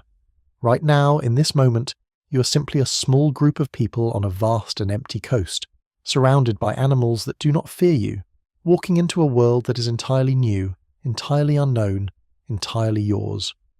Let me tell you about the animals in more detail, because the Ice Age bestiary of the Americas is one of the most extraordinary collections of creatures that has ever existed on this planet, and the first Americans lived among all of them. The Americas during the late Pleistocene, the period from roughly 50,000 to 11,000 years ago, were home to a megafauna that rivaled anything in Africa today. Woolly mammoths roamed the grasslands and tundra of the north, standing over 12 feet tall at the shoulder, their curved tusks up to 16 feet long, their bodies covered in a thick coat of reddish-brown wool underlain by a dense layer of insulating underfur. American mastodons, shorter and stockier than mammoths, with straighter tusks and a preference for forested environments, browsed on spruce branches and marsh plants in the woodlands of the eastern half of the continent. Columbian mammoths, larger even than woolly mammoths, roamed the grasslands and savannas of the south and west, their tusks twisting in enormous spirals, their shoulders standing 13 feet above the ground. Giant ground sloths of the genus Megatherium stood 20 feet tall, when they reared up on their hind legs, their arms tipped with claws the size of bananas, and they weighed as much as an elephant. Jefferson's ground sloth, smaller but still the size of an ox, lived in the forests and grasslands, leaving enormous claw marks on the walls of caves where it sheltered. The short-faced bear, Arctodus simus, was the largest predator in North America, standing 6 feet tall at the shoulder and over 12 feet tall on its hind legs, with long legs built for running and a face adapted for delivering bone-crushing bites. This was not a lumbering creature like a modern grizzly. This was a pursuit predator, fast enough to run down horses and bison on the open grassland, and it was the single most dangerous animal that the first Americans would have encountered. Saber-toothed cats, Smilodon fatalis, roamed the forests and grasslands of the south and west, their upper canine teeth 7 inches long, curved like daggers, designed not for biting but for stabbing, driving the long teeth into the thick hides and heavy muscles of prey. Animals like bison and horses and young mammoths, dire wolves, Canis dirus, were heavier and more robust than modern grey wolves, with massive jaws designed for cracking bone, and they hunted in packs that could bring down prey much larger than themselves. American lions, Panthera atrox, were larger than modern African lions, and they roamed the grasslands and savannas of the continent in an ecosystem that was, in terms of its diversity and its density of large animals, every bit as rich as the Serengeti.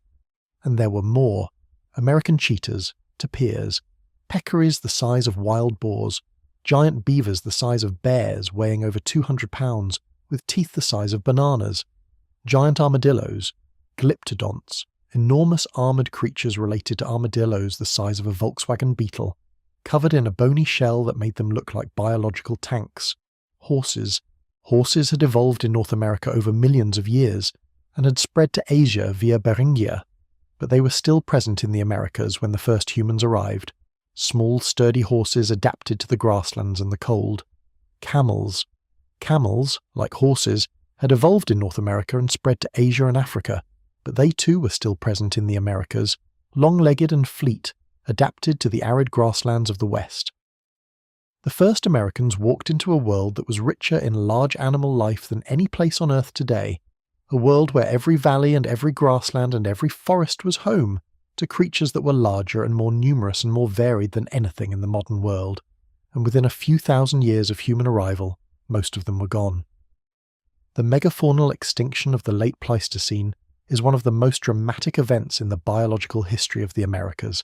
Between roughly 13,000 and 10,000 years ago, the Americas lost approximately 35 genera of large mammals, a catastrophe that wiped out mammoths, mastodons, ground sloths, saber-toothed cats, dire wolves, short-faced bears, American lions, American cheetahs, horses, camels, giant beavers, glyptodonts, and dozens of other species that had thrived on the continent for millions of years.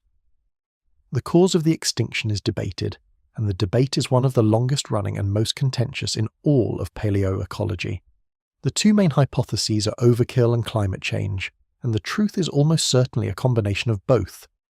The overkill hypothesis, championed most famously by Paul Martin in the 1960s, argues that the arrival of human hunters in the Americas was the primary driver of the megafaunal extinction. The argument is straightforward. The animals of the Americas had evolved without human predators. They had no innate fear of humans. They did not know to run when they saw a person with a spear, and the humans who arrived were skilled and experienced hunters, equipped with the best stone tool technology in the world, capable of coordinating group hunts and motivated by the need to feed their families. In this scenario, the naive megafauna were simply overwhelmed by a new predator they did not understand, hunted to extinction by people who were too effective for their own good. The climate change hypothesis argues that the megafaunal extinction was driven primarily by the dramatic environmental changes that accompanied the end of the Ice Age. As the glaciers retreated, the ecosystems of the Americas were transformed. The mammoth steppe, the vast grassland that had supported the megafauna, was replaced by forests and tundra and desert, habitats that could not support the same density of large herbivores. Species that had been adapted to the cold, dry conditions of the Ice Age found themselves in a warmer, wetter world that did not suit them, and they declined and eventually disappeared. The truth, as I said, is probably a combination. The end of the Ice Age put the megafauna under stress.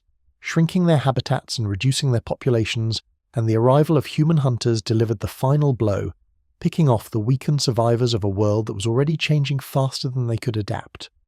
The first Americans were not solely responsible for the extinction, but they were a contributing factor, and the coincidence of human arrival and megafaunal disappearance across the Americas is too striking to be entirely coincidental. But tonight is not about the extinction. Tonight is about the people. Let me take you forward in time, past the initial migration, past the coastal journey, past the first encounters with the megafauna, to the period when the first Americans are settling in, spreading across the continent and beginning to make it their own. The Clovis culture appears in the archaeological record around 13,000 years ago, and it appears suddenly, like a match being struck in a dark room. One moment, there is no Clovis. The next, Clovis points are everywhere, from coast to coast, from the Canadian border to the tip of Florida, from the Great Plains to the eastern seaboard. The speed of the Clovis expansion is one of its most remarkable features. In less than 1,000 years, Clovis technology spread across the entire continent, appearing at sites separated by thousands of miles in what seems, archaeologically speaking, like the blink of an eye. The Clovis point itself is a masterpiece of stone tool technology. It is a bifacially flaked projectile point, meaning it is shaped by removing flakes from both sides of a stone blank to create a thin, symmetrical leaf-shaped blade. The defining feature of the Clovis point is the flute, a long channel flake removed from the base of the point on one or both sides, creating a concave depression that runs from the base toward the tip. The flute serves a practical purpose. It thins the base of the point so that it can be more easily hafted to a wooden or bone foreshaft, which is in turn attached to a spear or dart shaft. But the fluting process is extraordinarily difficult. Removing a channel flake from the base of a finished point requires tremendous precision, because if the flake runs too far, it will snap the point in half, destroying hours of work. The failure rate for fluting is high, even for experienced knappers, and the fact that the Clovis people consistently produced these points suggests a level of skill and practice that is deeply impressive. The Clovis people were big game hunters, though not exclusively. Their points are found in association with mammoth and mastodon bones at sites across the continent, the most famous being the Lena site and the Murray Springs site in Arizona, the Dent site in Colorado, and the original Blackwater Draw site near Clovis, New Mexico. At these kill sites, the story is clear. A mammoth or a group of mammoths was killed, butchered, and consumed, and the Clovis hunters left their distinctive points embedded in the bones or scattered around the butchering area. But Clovis people also hunted bison, horse, camel, and smaller game, and they gathered plants and shellfish and exploited a wide range of food resources. They were not single-minded mammoth hunters. They were generalists, adapted to a wide range of environments and capable of exploiting whatever food sources were available. The Clovis toolkit extends beyond the iconic point. Clovis people also made large bifaces, sometimes called Clovis blanks, that served as portable cores from which they could strike flakes for cutting and scraping as needed. They made bone tools, including foreshafts and rods, that were used to straighten spear shafts. They made scrapers and gravers and other tools for processing hides and working wood and bone. The full Clovis toolkit is the equipment of a highly mobile people, a people who travelled long distances across the landscape carrying with them a compact and versatile set of tools that could be used to hunt, butcher, cook, sew, build shelters, and perform all the other tasks necessary for survival in a world without permanent settlements. Where did Clovis come from? This is one of the great unsolved mysteries in American archaeology. The Clovis culture appears suddenly, fully formed, with no obvious precursor in the archaeological record. There is no pre-Clovis culture in the Americas that gradually evolves into Clovis. There is no Clovis-like technology in Asia that could be the ancestor of the American tradition. The fluted point is a uniquely American invention, found nowhere else in the world, and its origins are obscure. Some researchers believe that Clovis technology developed in the Americas from an earlier, simpler stone tool tradition, possibly related to the tools found at pre-Clovis sites like Meadowcroft and Paisley Caves. Others have suggested connections to the stone tool traditions of Upper Paleolithic Europe, a hypothesis that generated enormous controversy when it was proposed in the early 2000s as the Solutrean hypothesis, the idea that people from Ice Age Europe crossed the Atlantic along the edge of the ice sheet and brought their tool-making traditions with them. The Solutrean hypothesis has been largely rejected by the scientific community on the basis of genetic evidence, which shows no European ancestry in the earliest Native American populations, but it remains a reminder of how little we understand about the origins of the Clovis tradition. The most likely explanation is the simplest one. Clovis technology was invented in the Americas by people who were already here, people who had arrived via the coastal route thousands of years earlier and who developed the fluted point as an innovation suited to the hunting conditions of the late Pleistocene. And the technology spread rapidly because it was effective, because it worked, because a Clovis point driven into the side of a mammoth by a skilled hunter with an atlatl was a devastatingly effective weapon. And word of effective weapons travels fast, even in a world without writing or telecommunications. The Clovis culture lasted about 500 years, from roughly 13,000 to 12,600 years ago, and then it vanished, replaced by a bewildering diversity of regional cultures and stone tool traditions that spread across the continent in the centuries that followed. The end of Clovis coincides approximately with the extinction of the megafauna, and it is tempting to see a causal connection, that the Clovis people lost their primary prey and were forced to adapt to new food sources, developing new tools and new strategies that were better suited to hunting smaller game and exploiting plant resources. This is probably part of the truth. But the transition from Clovis to the diverse post-Clovis cultures of the Americas is not a simple story of decline and adaptation. It is a story of creativity and diversification, of people spreading into new environments and developing new ways of living, of the great tree of American civilization branching and flowering in 1,000 different directions at once. Let me take you through some of these branches. Let me show you what happened after Clovis, after the megafauna disappeared, after the ice sheets retreated and the world warmed, and the continent was transformed from an Ice Age wilderness into something closer to the landscape we know today. In the Great Basin of the American West, the desert region that includes Nevada, Utah, and parts of Oregon, California, and Idaho, the end of the Ice Age brought dramatic changes. Lakes that had filled the basins during the wetter climate of the Pleistocene began to shrink and dry up. Lake Bonneville, an enormous freshwater lake that had covered much of western Utah, retreated to become the Great Salt Lake, a fraction of its former size.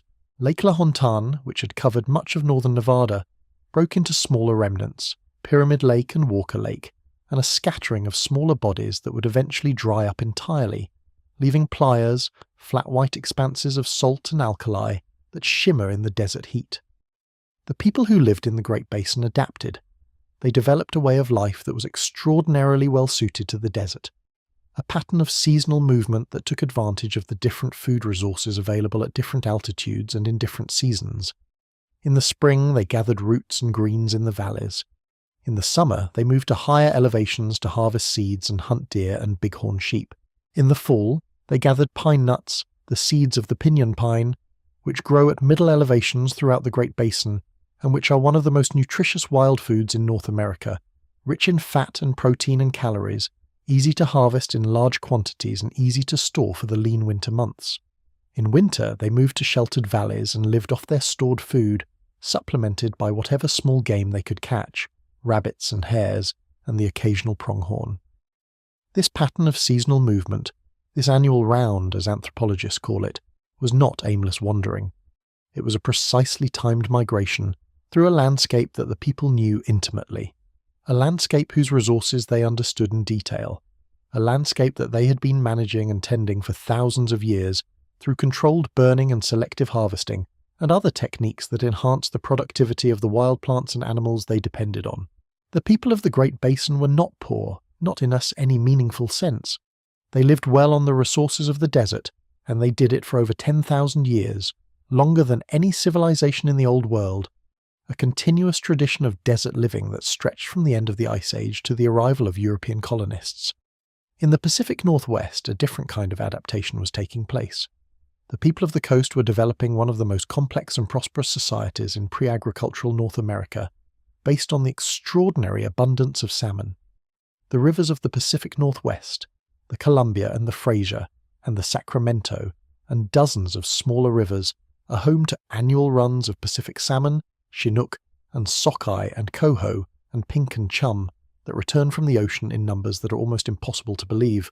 Before European commercial fishing reduced the runs, tens of millions of salmon entered the rivers of the northwest every year, swimming upstream to spawn in the same streams where they were born, fighting their way up rapids and over waterfalls, their silvery bodies turning red and their jaws hooking into grotesque fighting shapes as they neared their spawning grounds. The people of the northwest developed an entire civilization around the salmon. They built weirs and traps and platforms at the best fishing sites, structures that allowed them to harvest thousands of fish during the peak of the run. They developed techniques for smoking and drying fish that preserved the salmon for months, providing food through the winter and a surplus that could be traded with inland communities that did not have access to the runs. They built enormous longhouses from the red cedar trees that grew in the coastal forests, houses that were over 100 feet long, with carved and painted facades and interior spaces divided into family apartments along a central aisle. They developed a social system of ranked lineages and hereditary chiefs, supported by the surplus wealth that the salmon runs provided, and they developed the potlatch, the great ceremonial feast at which chiefs demonstrated their wealth and their generosity by giving away or even destroying enormous quantities of goods, blankets and canoes and copper shields and food, a system of competitive generosity that served as both an economic redistribution mechanism and a political statement of power and status. The Northwest Coast cultures were among the most complex hunter-gatherer societies in the history of the world, rivaling many agricultural societies in their social stratification, their material wealth, and the sophistication of their art. The totem poles that are their most famous artistic expression are among the most impressive works of monumental art produced by any culture anywhere, carved from single cedar logs, some of them over 50 feet tall, painted in bold primary colours, depicting the crests and the origin stories and the supernatural encounters of the lineages that raised them. The art of the Northwest Coast, with its characteristic form-line design, its intertwining ovoids and U-forms and split representations of animals and spirits, is one of the great artistic traditions of the human species, instantly recognisable, profoundly sophisticated, and utterly unlike anything produced anywhere else in the world. All of this, the longhouses and the totem poles and the potlatches and the ranked lineages and the massive food surpluses and the elaborate art, was supported by fish. By salmon swimming upstream to die and lay their eggs and feed the people who had been harvesting them for 10,000 years. No agriculture, no domesticated animals, just an intimate knowledge of the natural world and the technical skill to harvest its abundance. The same formula that had sustained the people of the Americas since the first migrants walked south along the coast 20,000 years before. On the Great Plains, the extinction of the mammoths and horses left a landscape dominated by a single, large herbivore, the American bison. The bison would become the foundation of the plains cultures that would flourish for thousands of years, cultures that developed the communal hunting techniques we talked about in our last episode, the buffalo jumps and the surrounds and the corrals that required the coordination of dozens or hundreds of people to execute. But the plains cultures of the early post-Clovis period were different from the mounted horse cultures that Europeans would encounter in the 18th and 19th centuries. Without horses, which would not return to the Americas until the Spanish brought them in the 1500s, the people of the plains hunted on foot, using their knowledge of bison behaviour and their ability to work together in large coordinated groups to drive the animals where they wanted them. This was not easy. Bison are enormous, unpredictable, and dangerous. A mature bull weighs over a ton and can outrun a human. A stampeding herd can kill anything in its path. The plains hunters who developed the techniques for communal bison hunting were not just skilled. They were brave, working close to animals that could trample them in an instant, relying on their teammates and their knowledge and their nerve to get the job done. And in the eastern woodlands, the people who would eventually build the mounds that we talked about in our last episode were beginning their long relationship with the forests and rivers of the region. They were learning which plants were edible and which were poisonous. They were learning the habits of the white-tailed deer, the most important game animal in the eastern forests, an animal so central to the cultures of the eastern woodlands that its bones and antlers and hides appear at virtually every archaeological site for the next 10,000 years. They were learning to use fire to manage the forest, burning the underbrush to create open parklands that attracted game and encouraged the growth of nut-bearing trees, a practice that would transform the forests of eastern North America over the millennia, creating the open, park-like woodlands that the first European colonists would mistake for a natural, untouched wilderness. These early post-Clovis people, scattered across the continent in small bands, adapting to their local environments, developing the technologies and the knowledge systems that would sustain their descendants for 10,000 years, are the foundation of everything that came after. They are the ancestors of the mound builders and the cliff dwellers and the salmon fishers and the buffalo hunters and the desert foragers and every other Native American culture that has ever existed. They arrived on a continent that was empty of humans and full of animals, and they made it their home, and they did it so thoroughly and so effectively that by the time the first Europeans arrived, every corner of the Americas, from the Arctic to Tierra del Fuego, from the Pacific coast to the Atlantic coast, from the highest mountains to the lowest valleys, was home to people who had been living there for so long that the land had become part of them, and they had become part of the land. Let me take you to one more site, because it is one of the most important and one of the most recent to enter the debate about the first Americans. The Gault site in central Texas, near the town of Florence, is a stratified open-air site that has been occupied by humans for at least 16,000 years. The site is located on a small creek in the limestone hill country of central Texas, in a landscape of live oaks and juniper and prickly pear cactus, about 50 miles north of Austin. The Gault site was known to collectors for decades, and it was heavily looted before professional archaeologists began working there in the late 1990s. What they found was extraordinary.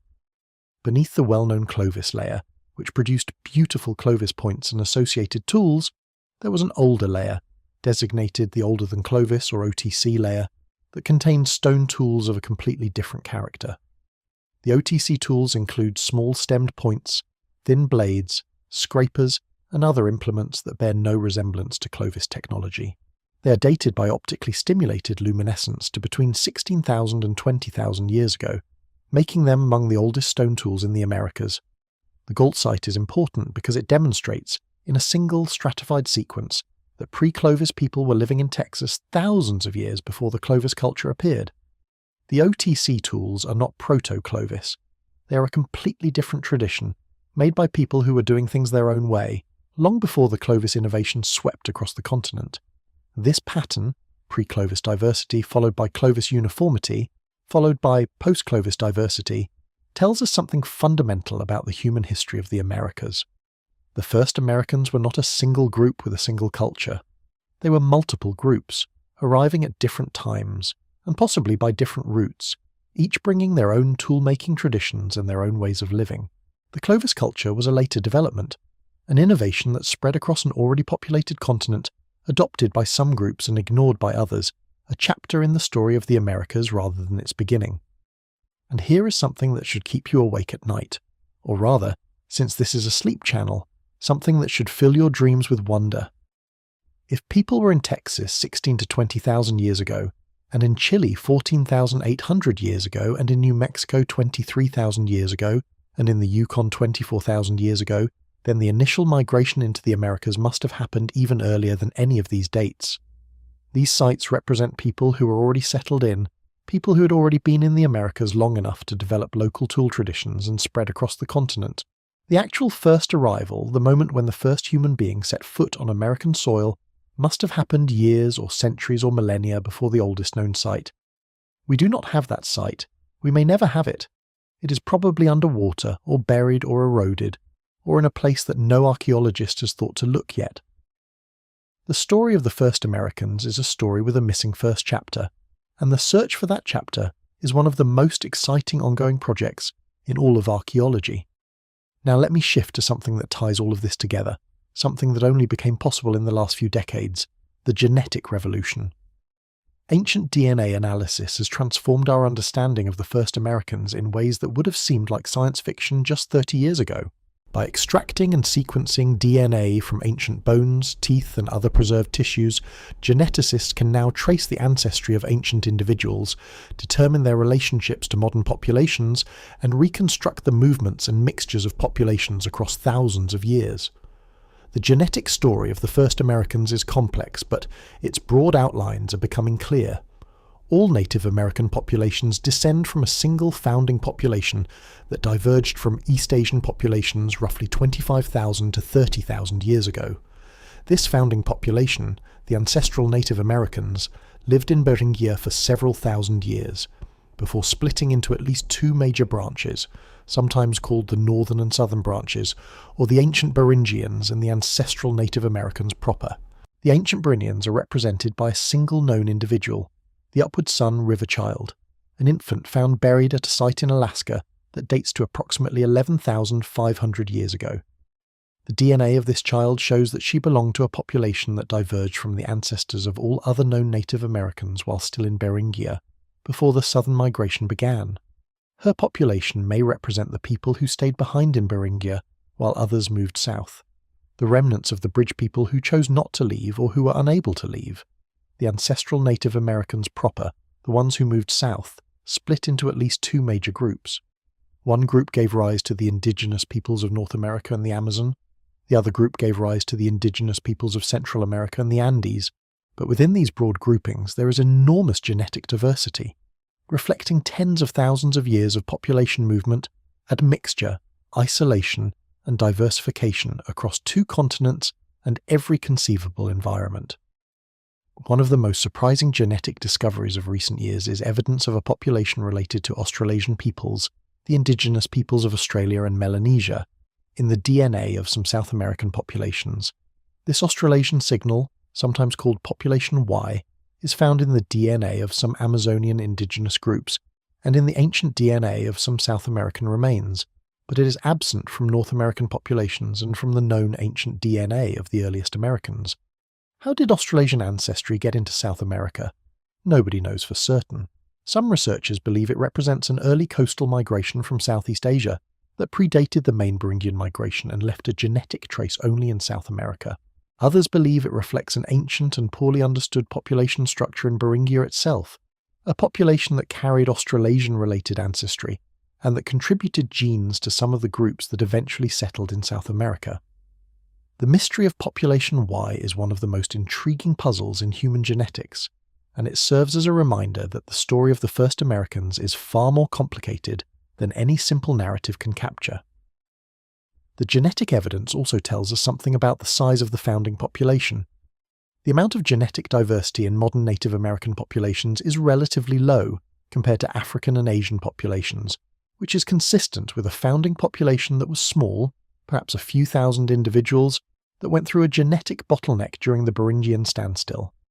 This does not mean that the first Americans were a ragged band of refugees barely clinging to survival. A population of a few thousand people is a substantial community, large enough to be genetically viable, large enough to support a complex social structure, large enough to include specialists and leaders and artists and healers and storytellers. But it is small enough that a significant portion of the genetic diversity present in the original Asian source population was lost during the bottleneck, and this loss of diversity is visible in the DNA of every Native American alive today. Think about that. Every indigenous person in the Americas, from the Inuit of the Arctic to the Mapuche of Chile, from the Navajo of the Southwest to the Yanomami of the Amazon, carries in their DNA the signature of a small group of people who lived on a land bridge between two continents during an ice age, thousands of years ago, and whose decision to move south for reasons we will never know led to the peopling of an entire hemisphere. Let me paint one more picture for you before the night gets too deep and sleep gets too close. I want to take you to the moment after the ice. I want to take you to North America 12,000 years ago, when the great ice sheets are in full retreat, when the mammoths are disappearing and the world is warming and the continent is being reborn. The Laurentide ice sheet, which at its peak covered most of Canada and the northern United States, is melting. It has been melting for thousands of years, slowly at first and then with increasing speed, retreating northward, leaving behind a landscape that looks like the surface of another planet. The land that was beneath the ice is raw and new. It is covered with a thick layer of glacial till, a jumble of clay and sand and gravel and boulders that the ice scraped off the bedrock and deposited in enormous ridges called moraines. Lakes are forming everywhere, in every depression and hollow left by the retreating ice. Thousands of lakes, tens of thousands of lakes, filling with meltwater that is cold and clear and turquoise blue, the colour of dissolved glacial flour, the finely ground rock powder that the ice created as it ground across the bedrock. Rivers are forming too, enormous rivers carrying meltwater south and east and west, rivers that are larger than any modern river, roaring torrents of ice-cold water that carve new valleys and flood existing ones, creating the landscapes that we know today. The Great Lakes are being born. Lake Agassiz, a meltwater lake in central Canada that is larger than all of the modern Great Lakes combined, is expanding, and when it finally drains catastrophically into the Arctic Ocean, around 8,200 years ago, the flood of cold fresh water will disrupt the ocean circulation patterns of the North Atlantic and trigger a sudden cold snap called the 8.2 kiloyear event that will be felt across the Northern Hemisphere. But that is in the future. Right now, 12,000 years ago, the ice is retreating and the land is being reborn and the first plants are colonizing the bare ground. Lichens and mosses first, then grasses and sedges, then willows and birches and aspens, and behind them slowly the spruce forests and the pine forests and the deciduous forests that will eventually cover the landscape. Animals are moving north too, following the retreating ice, colonizing the new land as it becomes habitable. Caribou, which thrive on the lichens and mosses of the tundra, are among the first, moving north in herds that grow larger every year as the tundra expands. Behind them come the wolves and the bears and the foxes and the small mammals and the birds, a wave of life following the retreating ice, filling the empty landscape with sound and movement and the ancient business of eating and being eaten. And among the animals, moving north with the caribou and the wolves and the bears, are the people. The descendants of the first Americans are spreading into the newly deglaciated landscape of Canada, following the game, learning the new land, setting up camps on the shores of the new lakes and the banks of the new rivers, fishing for trout and pike in the cold clear water, hunting caribou on the open tundra, gathering berries and roots and greens from the newly vegetated ground. They are not discovering this land. They are not exploring it in the way that European explorers will claim to explore the Americas thousands of years later. They are moving into it as part of it, as one more species in the wave of life that is reclaiming the continent from the ice. They belong here. Their ancestors have been on this continent for 10,000 years or more by this point. They are as native as the spruce trees and the caribou and the wolves. They are part of the ecosystem, woven into it, dependent on it, and responsible for it. And they will remain so for another 10,000 years until a different group of people arrives from across a different ocean and claims to have discovered a place that was never lost. The land is still adjusting. Where the ice sat for thousands of years, the bedrock was pushed down by the weight, and now that the ice is gone, the land is slowly rebounding, rising a few centimetres a year, a process called isostatic rebound that is still ongoing today in parts of Canada and Scandinavia. The coastlines are shifting. The sea level is rising as the meltwater flows into the oceans, and the coasts are changing shape, drowning the lowlands and the river mouths and the beaches where the coastal migrants first arrived thousands of years ago.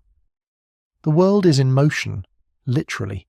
The very ground rising and falling and the water advancing and retreating, and the people are moving with it, adapting, adjusting, finding new places to fish and hunt and gather and camp and raise their children and bury their dead and tell their stories around the fire at night. These stories, the stories that the first Americans told each other in the firelight, are lost. We will never hear them.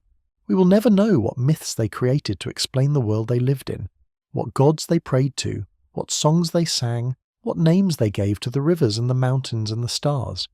Their languages are gone, dissolved into the hundreds of language families that developed across the Americas over the millennia, most of which bear no detectable relationship to each other. Their common origin too ancient to be traced by the methods of historical linguistics. Their music is gone, their poetry is gone, their jokes and their gossip and their arguments and their declarations of love are gone, vanished into the air that carried them, leaving no trace except the genetic signature in the DNA of their descendants, and the stone tools and the bones and the footprints and the coprolites that are the only physical evidence that they existed at all. But they existed. They were real. They were people, as real as you, as complex as you, as full of hopes and fears and dreams and plans as you, walking through a world that was wilder and more dangerous and more beautiful than anything you've ever seen, building lives and families and communities in a place that was brand new, a place that no one had ever lived before, a place that was, in the most literal sense possible, a new world. And the world they entered was magnificent.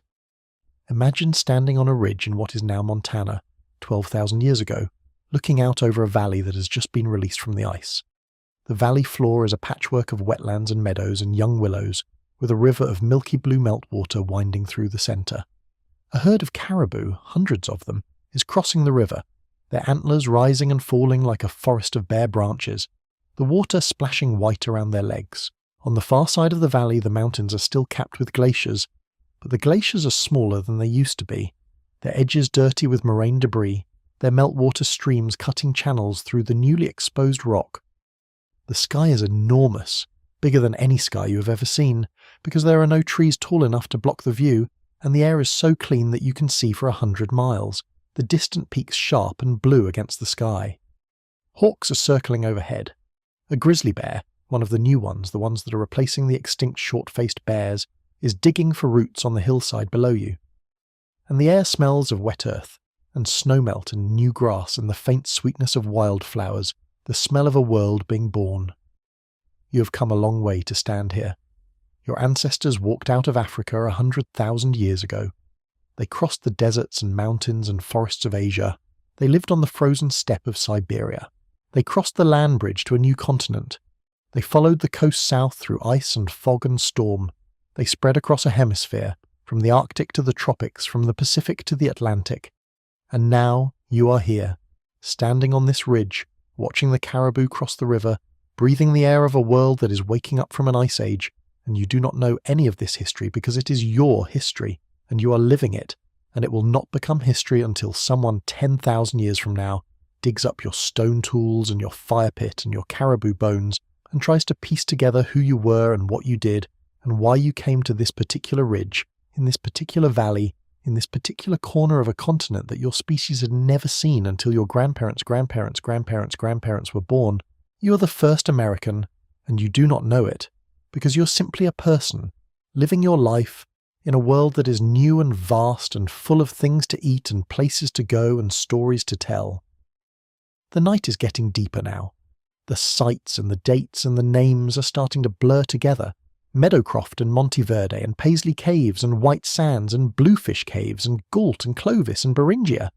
A litany of places that mark the passage of people across a planet from Africa to Asia to the Americas, the longest journey any species has ever taken, a journey that began when the first human walked upright on the African savanna, and that ended, if it has ended, if it is not still going on, when the last habitable corner of the last habitable continent was finally reached and settled and made into a home. The first Americans did not know they were first. They did not know they were Americans. They were people, following the food, following the coast, following the rivers, following the herds, following whatever it is that makes human beings move, that makes us restless, that makes us want to see what is around the next bend, over the next hill, across the next river, beyond the next horizon.